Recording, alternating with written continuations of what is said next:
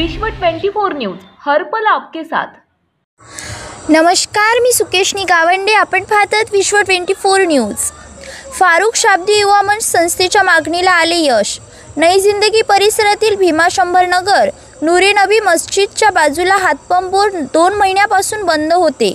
तेथील नागरिकांना व महिलांना त्याचा खूप त्रास होत होता व तेथील नागरिकांनी ही समस्या फारुख शाब्दी युवा मंच संस्थेकडे केली असता झोन क्रमांक 4 चे अधिकारी यांना फारुख शाब्दी युवा मंच संस्थेतर्फे निवेदन देण्यात आले होते।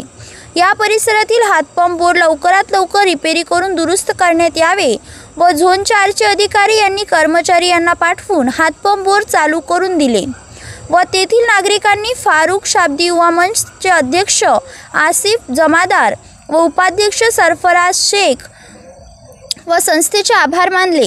यावेळी उपस्थित शाहिद शेख, शोएब शेख, जाफर शेख, अरबाज अहमद, पीरजादे व सर्व नागरिक उपस्थित होते।